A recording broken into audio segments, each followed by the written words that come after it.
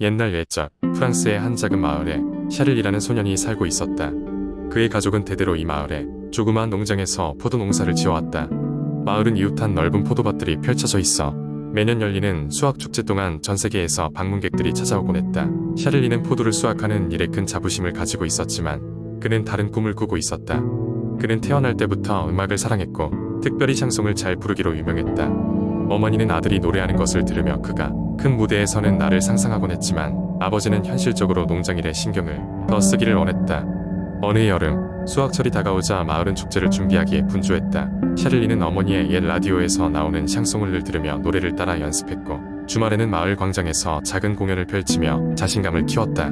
그의 노래는 마을 사람들에게 작은 행복을 선사했고 그의 소식을 전해들은 파리의 음악 프로듀서들 중 한 명이 그를 눈여겨보게 되었다. 그러던 한날 파리에서 온 유명한 음악 프로듀서 빅토르 씨가 마을을 방문했다. 그는 샤를리의 공연을 보고 깊은 인상을 받았다. 빅토르는 샤를리에게 파리로 와서 더 큰 무대에 서보지 않겠냐는 제안을 했다. 이 소식을 들은 아버지는 반대했지만 어머니는 아들의 재능을 세상에 보여줘야 한다고 응원했다. 결국 샤를리는 큰 결단을 내리고 파리로 떠났다. 도시의 화려한 불빛은 그의 눈을 사로잡았지만 처음에는 아무도 그를 알아주지 않았다. 좌절감이 그를 덮쳤으나 그는 결코 노래에 대한 열정을 잃지 않았다. 어느 날 밤 그는 작고 아늑한 카페에서 샹송을 불렀고 그곳을 우연히 방문한 유명한 가수가 그의 목소리에 반해 그를 자신의 공연에 초대하게 되었다. 그 이후로 샤를리는 점점 인기를 얻게 되었고 다양한 무대에 설 기회를 얻게 되었다. 그의 노래는 사람들에게 사랑과 열정을 일깨웠고 결국 그는 파리에서 가장 영향력 있는 샹송 가수 중 한 명으로 성장하게 되었다. 그는 그동안 자신을 지지해준 모든 사람들에게 감사하며 매년 고향 마을의 축제에 돌아가 현지 주민들을 위한 특별 공연을 약속했다. 이렇듯 샤를리는 자신의 꿈을 이뤘고 그의 음악은 세대를 이어 사람들의 마음속에 남게 되었다. 그의 샹송은 그 자신의 소중한 이야기와 그가 사랑하는 프랑스를 담고 있었기에 더욱 큰 사랑을 받았다. 그렇게 샤를리는 전설이 되었고 그의 음악은 프랑스의 문화유산으로 자리매김하게 되었다. 두 번째 이야기. 옛날 옛적 프랑스의 한 숲속 깊은 곳에 마법사가 살고 있었습니다. 그의 이름은 베르나르였고 사람들 사이에서는 대단한 마법사로 소문이 나 있었습니다. 하지만 아무도 그를 만난 적은 없었고 그가 무엇을 하고 지내는지도 알지 못했습니다. 그러던 어느 날 어린 소녀 마리안이 마을 외곽의 숲에 들어갔습니다. 그녀는 호기심이 많고 용감한 소녀였으며 숲에서 예쁜 꽃을 따고 싶어 떠난 길이었습니다. 마리안은 숲 안쪽으로 점점 더 들어갔고 어느 순간 길을 잃고 말았습니다. 어두운 숲 속에서 그녀는 점점 두려워졌지만 용기를 내어 길을 찾아 나섰습니다. 그러다 우연히 그녀는 아름다운 성곽처럼 보이는 곳에 도착했습니다. 호기심 많은 마리아는 두려움보다는 궁금증이 앞섰고 성곽 안으로 들어갔습니다. 그곳에서 그녀는 베르나르를 처음 만났습니다. 베르나르는 그녀를 보고 미소 지으며 다가왔고 마리아는 그가 마법사라는 것을 바로 알아차릴 수 있었습니다. 왜냐하면 그의 주위에는 마치 별빛처럼 빛나는 마법 에너지가 감돌고 있었기 때문입니다. 베르나르는 따뜻한 목소리로 마리안을 반겼고 그녀가 길을 잃었다는 것을 알게 되었습니다. 그는 마리안에게 자신이 어떤 마법을 연구하고 있는지 또한 왜 숲속 깊이 숨어 지내는지를 이야기해 주었습니다. 베르나르는 사실 잃어버린 자연의 균형을 복원하는 마법을 연구 중이었습니다. 그는 자연과의 조화를 잃어버린 세상에 다시 균형을 찾기 위해 숲에 연둔하고 있었던 것이었습니다. 마리아는 그의 이야기에 깊이 감명받았고 베르나르를 돕고 싶다고 말했습니다. 베르나르는 마리안의 순수한 마음에 감동했고 그녀에게 작은 일을 맡기기로 했습니다. 그것은 숲속의 동물들과 친구가 되어 그들이 행복하게 살 수 있도록 돕는 일이었습니다. 마리아는 기쁘게 그 일을 맡아 수행하였고 숲속의 모든 동물들은 그녀를 사랑하게 되었습니다. 시간이 흘러 마리아는 마법사의 일을 배우고 자연과 더욱 깊이 연결되었습니다. 그녀는 숲의 친구들을 도울 뿐만 아니라 마법사의 제자이자 숲의 수호자로서 성장해 나갔습니다.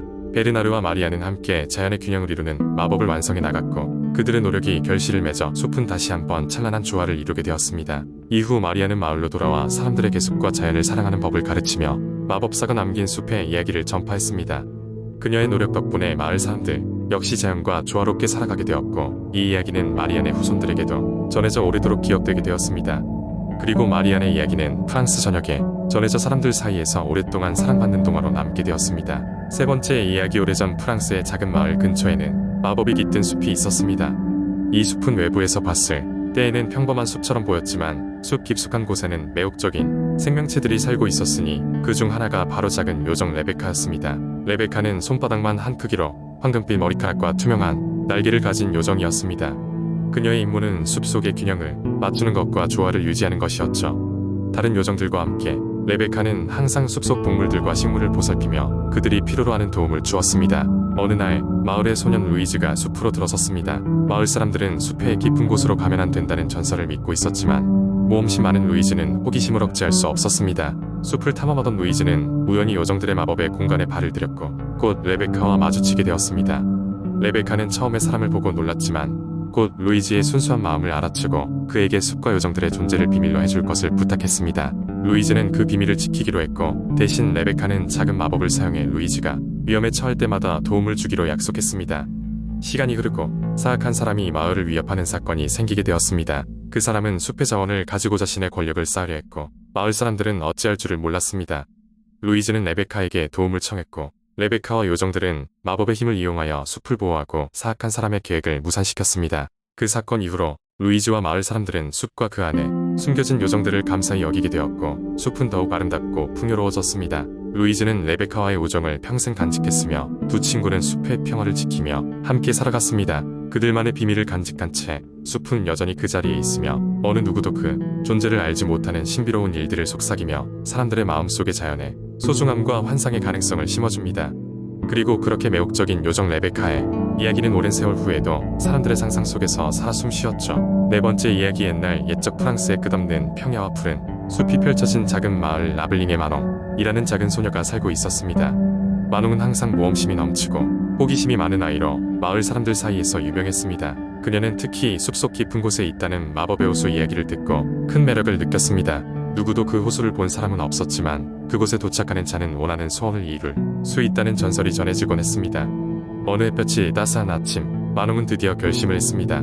마법의 호수를 찾아 소원을 빌겠어. 그녀는 이렇게 자신에게 말하며 모험을 떠나기 위한 준비를 시작했습니다. 그녀는 작은 배낭에 빵과 치즈, 그리고 외투를 챙기고 길을 나섰습니다. 첫날, 마농은 활기차게 숲속으로 들어갔습니다. 나무 사이로 햇살이 비추고 새들이 지저귀며 평화로운 분위기가 그녀를 감쌌습니다. 그러나 숲 깊숙한 곳으로 들어갈수록 길은 점점 험난해졌습니다.